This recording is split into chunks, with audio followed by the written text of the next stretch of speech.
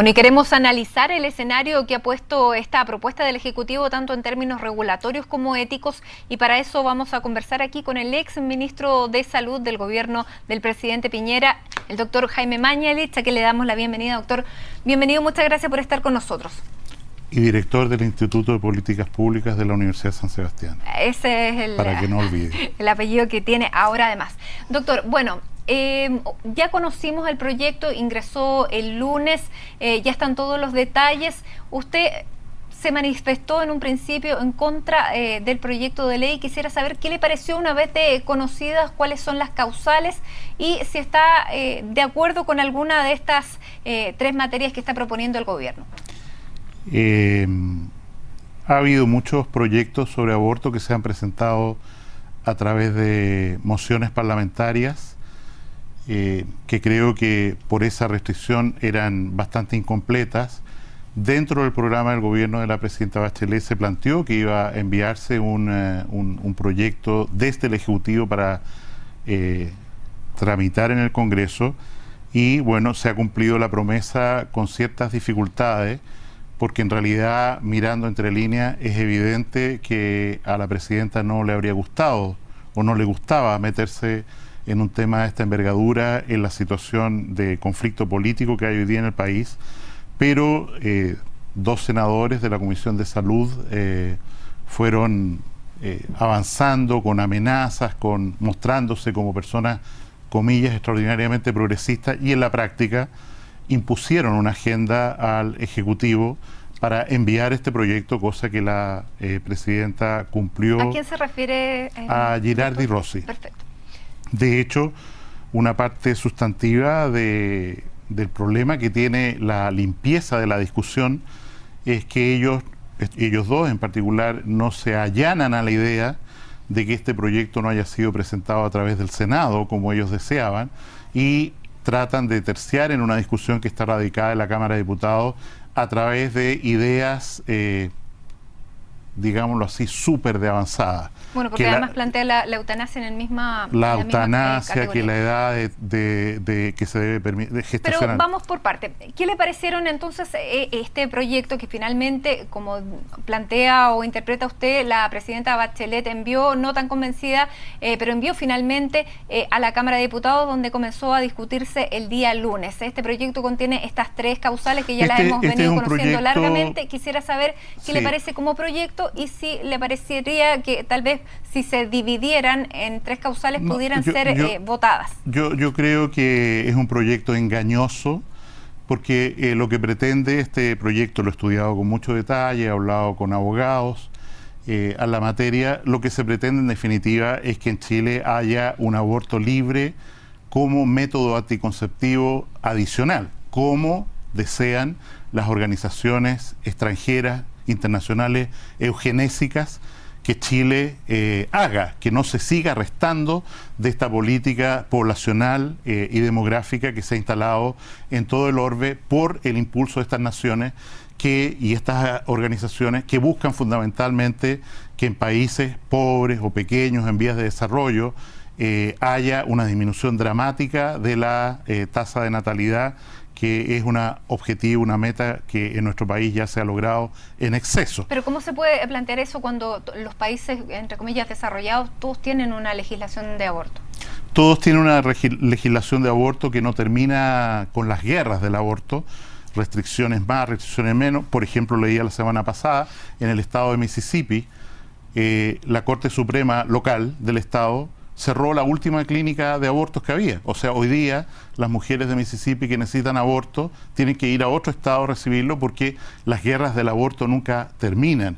Y en España vemos que hay discusión, en la Comunidad Europea que hay discusión, y detrás de una aparente legislación libre de aborto, en realidad estos mismos países se han ido poniendo cada vez más restricciones, que tiene que haber una consejería, que tiene que tener la opinión del padre, que la mujer tiene que ser sometida a un examen psicológico, no vaya a ser qué, etcétera, etcétera. Bueno, pero este es un proyecto que está en pleno inicio y en plena discusión, y podrían aplicarse algunas cautelas respecto a la práctica de los abortos, y en definitiva lo que yo entiendo que plantea es la despenalización en tres casos, pero no la legislación que termina con el aborto.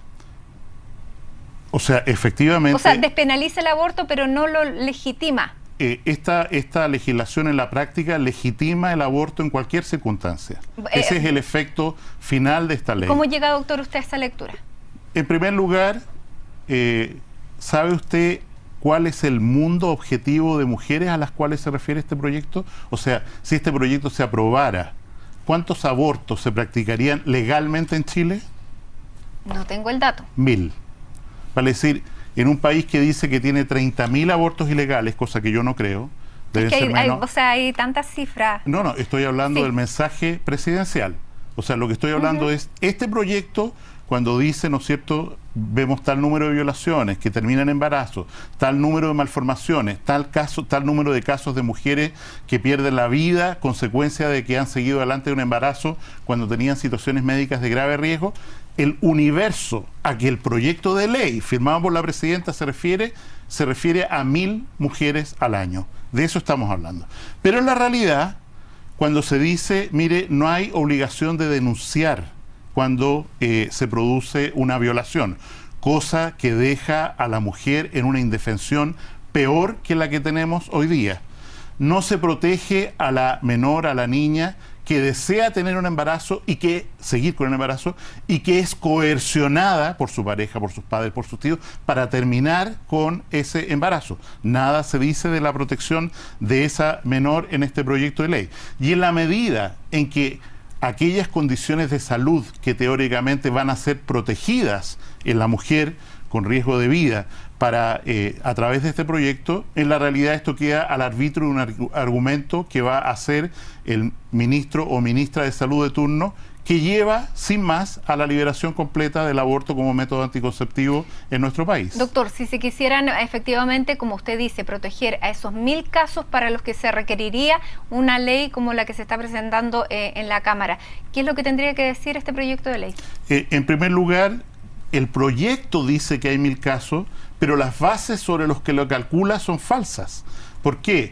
En Chile no hay mortalidad materna, tenemos la segunda cifra más baja de mortalidad materna de toda América después de Canadá. No hay mortalidad materna atribuible al embarazo. Doctor, y en ese caso que siempre se habla de que claramente en Chile si está en riesgo la vida de la madre, siempre se va a salvar a la madre, y que muchos plantean que en ese caso ni siquiera hay que discutirlo porque es un tema que ya es así. ¿Por qué entonces no se legisla y queda básicamente cerrado en términos legales para que nadie en alguna parte de Chile le quede ninguna duda, ningún médico que vaya a ser acusado? ¿Le parece que eso podría...? Me circunscribiría a las declaraciones y a los estudios que hizo el actual subsecretario de Salud el año 2012-2013, donde él señala que de acuerdo a la Lex Arti, a lo que hoy día se practica, de acuerdo a lo que se practica en todo Chile, la figura de despenalizar el aborto, él lo dice, el subsecretario de Salud Pública de este gobierno, dice, no es necesario, y lo dice en la Cámara de Diputados, en el Senado, cuando se está tramitando una moción parlamentaria para legislar sobre el aborto, va este académico entonces y dice, yo creo que esto no es necesario. ¿Por qué? Porque hoy día no ocurre que una mujer que está en riesgo vital se le prolongue su embarazo porque tiene un cáncer y no se trate, o porque tiene una preeclampsia, o sea, una hipertensión severa del embarazo, y no se saque la guagua. Yo, como especialista en hipertensión arterial, le he recomendado a mujeres, y así se ha hecho, que se adelante su parto a las 26, a las 25 semanas, con una probabilidad muy grande de que ese niño no salga adelante a pesar de la lucha que se dé por salvarlo. Pero más allá de lo que pudiera pensar el subsecretario actual, tiene una jefa que es la ministra y una jefa más allá que es la presidenta de la República. ¿Usted definitivamente no cree que esa causal tampoco sea viable para ser materia de legislación? No creo que sea viable ni necesaria. Ahora, con respecto a las otras dos, que generan tal vez un debate mayor, porque una se habla de la inviabilidad del feto y la otra es el caso de la violación. Respecto a la inviabilidad del feto, mirando el proyecto, o sea, estoy hablando solo de lo que está escrito en este proyecto, se señala que se va a autorizar o se va a despenalizar el aborto en aquellos casos de mujeres que tienen un embarazo con un feto completamente inviable hasta las 12 semanas de embarazo. 12 semanas, 3 meses. La probabilidad que en Chile hoy día se pueda decir con certeza que ese producto de la concepción, ese embarazo que está gestando una mujer, tiene una situación de inviabilidad fetal, o sea, hecho todo lo que se puede hacer, ese niño de todas maneras va a morir antes de los 28 días, es una utopía científica completa. Entonces usted está de acuerdo con los senadores Rossi y Girardi que dicen que hay que terminar con los plazos porque claramente no se puede diagnosticar a ese, o sea, a ese no número puedo de estar de semanas. acuerdo con ellos por las razones que he señalado. Ellos quieren un aborto en toda circunstancia y es evidente que lo que hace este proyecto es generar esa opción tramposamente. ¿Por qué? Porque en Chile no discutimos de la arista Soquimich, no discutimos las cosas como son. Este es un proyecto que usa en la base del derecho a elegir de la mujer, que puede ser un principio muy legítimo, el aborto en cualquier circunstancia, hasta una fecha que está por definirse. Según el proyecto, 12 semanas para mujeres mayores. Pero digamos. la inviabilidad fetal, de acuerdo a su criterio médico, ¿no se diagnostica a las 12 semanas? O sea, de acuerdo a mi conocimiento, diagnosticar con certeza una inviabilidad fetal, salvo una mola hidatiforme, una cosa así, que en realidad no es un feto el que hay allá adentro y no es un aborto lo que se está practicando, en situaciones en que el feto existe, que está desarrollándose neurológicamente. Decir con certeza, antes de las 12 semanas, aquí hay una enfermedad incompatible con la vida de este menor. Entonces, no hagamos sufrir a esta madre y prolonguemos este embarazo. Yo creo que es más razonable reconocer que uno habla de aborto en un embarazo que se interrumpe espontáneamente, un aborto espontáneo, o positivamente haciendo una acción, un aborto provocado, antes de las 22 semanas de embarazo. Esperemos las 22 semanas y si efectivamente en ese momento, a las 23, a las 24, tenemos demostrado claramente que ese niño tiene una malformación absolutamente incompatible con la vida, bueno, procedamos a, no a un aborto, sino a ir a un parto prematuro. Porque que es lo mismo. Un aborto es un embarazo que se interrumpe antes de las 22 semanas. Ya. Después de las 22 semanas se llama parto prematuro. Parto prematuro. ¿Para usted esa sería, digamos, una salida para un feto inviable? Me parece una situación razonable, atendible, una vez que se demuestre que ese embarazo de 24 o 26 semanas en realidad tiene una situación incompatible con la vida y que incluso llevado a cuidados extraordinarios, una neonatología, lo que fuera, no hay ninguna posibilidad que salga adelante. Cosa que hoy día tiene un signo de interrogación tremendo. En Chile hoy, ya hay 20 niños operados, 20 fetos operados antes de las 22 semanas de embarazo por espina bífida. Una malformación. Pero, por ejemplo, un feto anencefálico, ¿qué pasa con él? O sea, efectivamente, si existe un feto anencefálico y está demostrado positivamente con las ecografías de alto nivel que corresponde, no una cosa a tontas y a locas, porque el tema del cual estamos hablando es muy serio y requiere una profunda mirada desde el punto de vista del diagnóstico. Bueno, que siga hasta que se pueda hacer un parto anticipado, un parto prematuro. Pero insisto, en las 22 semanas son 5 meses y medio de embarazo. O sea, tener certeza de lo que va a ocurrir con ese niño antes de ese momento es muy difícil. A usted no le va a gustar, pero en ese sentido, ¿es coincidente con lo que plantea el senador Girardi? ¿Coincidente en qué sentido? En el número de las semanas le planteo. O sea, yo no sé lo que él ha dicho bien, pero decir... Que no se puede diagnosticar no se puede. O sea, si él ha dicho... Perdón, Matilde. Sí. Si él ha dicho que no es posible diagnosticar con certeza una malformación fetal incompatible con la vida antes de las 12 semanas de embarazo, tiene toda la razón. Y la respuesta no es para mí la que él propone, que se alargue el periodo de ventana de aborto, hasta los 6 meses. Doctor, y vamos a la última, ya se nos está acabando el tiempo, pero me gustaría conocer su reflexión respecto a lo que pasa con las mujeres y fundamentalmente tal vez lo que puede ser más doloroso, una niña abusada que tenga que enfrentarse a una situación como esta. Como han dicho ya muchos actores políticos, esa es exactamente la ventana por la cual se abre el aborto en todas circunstancias, sobre todo cuando se produce una contradicción con un derecho muy importante de la mujer, que es la posibilidad de denunciar, de que el médico que la atiende denuncie la violación y se persiga al culpable para que no haga el mismo delito en ese y otro. pero le digo esto. En el caso emblemático del año 73 de Estados Unidos, de Wade versus Roe, la mujer llevó adelante un reclamo hasta la Corte Suprema que legitimó el aborto en Estados Unidos. ¿Por qué? Porque ella dijo que volvía a una celebración y fue violada por una pandilla. 8 años después, cuando se falló a favor de ella, en realidad no se falló a favor de ella porque ella tuvo la guagua y fue dada en adopción, resulta que ella confesó que era falso, que esto había sido una relación sexual consentida, que ella había quedado embarazada porque no se había protegido. Perdón, y engañó a todo el país. ¿usted es de los hombres que no cree en la violación? Evidentemente que creo en la violación y he atendido a muchas víctimas de violación, pero entonces, lo que se requiere... ¿por qué pone en duda por el caso de una mujer? Probablemente puede haber varias, pero ¿por qué poner en duda una situación tan extrema, tan dolorosa y tan delicada como es una violación? No, una mujer que dice, aquí se ha cometido un delito. Este señor, mi tío, me violó y producto de eso quedé embarazada. Lo que dice la justicia chilena es que inmediatamente hay que buscar a ese señor y meterlo preso. Entonces, esta ley tiene un relajamiento del tema de la violación que es extraordinariamente peligroso. Y si esa ley efectivamente se corrigiera y dijera sí, tiene que denunciar, ¿usted tampoco estaría de acuerdo? Tiene que denunciar como fase 1, ¿sí? O sea, se permite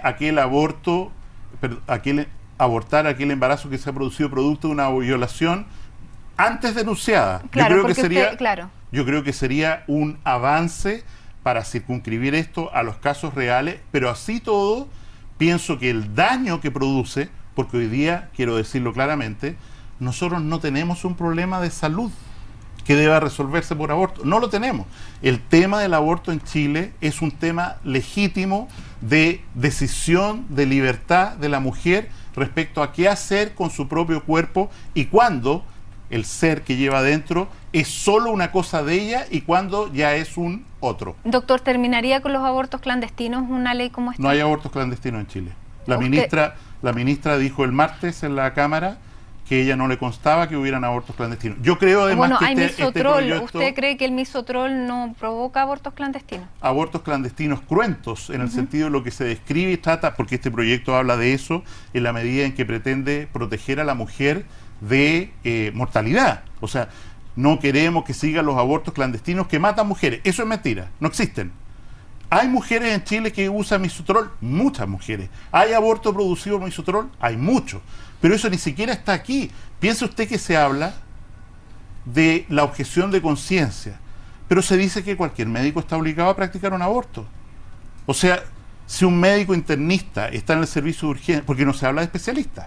No, pero se habla de la objeción de conciencia a nivel individual y no, digamos, pero no se habla ni institucional. siquiera de la objeción técnica. Ajá. O sea, si llega una mujer, ¿no es cierto?, y dice yo quiero un aborto al hospital X, y resulta que el médico, no hay otro médico ahí, cirujano, dice, en realidad yo no sé cómo hacer esto. Doctor, y que usted que conoce claramente el tema del misotrol, ¿usted tiene alguna...? Claramente no, porque es difícil sí, es difícil claramente. Y es difícil también tener las cifras, pero ¿usted tiene algún estudio que magnifique la cantidad de abortos que se producen por este medicamento? Nosotros estimamos desde el Ministerio en un momento determinado, en base a cifras de importación, denuncias de importación ilegal, etcétera, que la cifra de abortos producidos por el químico, no quirúrgico, debe andar en el orden de 14.000 al año en Chile. Perfecto. Doctor, ¿usted va a ir a la comisión? No me han invitado. ¿Y no se puede ir sin invitación? ¿No se puede pedir asistir? Preferiría que me invitaran. No es un lugar que me sienta muy cómodo, yo, la Comisión de Salud de la Cámara de Diputados, así que preferiría que me invitaran. Bueno, doctor, le queremos agradecer para enriquecer este debate que comenzó ya esta semana en la Cámara de Diputados, va a seguir, se hablaba de prácticamente todo el primer semestre, así que sin duda van a surgir muchísimas cosas. Este proyecto no va a salir en este gobierno. ¿Por qué lo dice? Porque no está en la agenda política y porque se va a encontrar con tales dificultades políticas en un momento muy complejo para el gobierno, que igual como ocurrió con, perdón la comparación, los estacionamientos, se va a postergar y postergar. Doctor Mañalich, muchísimas gracias por estar aquí con nosotros. Gracias. Muy buenas tardes.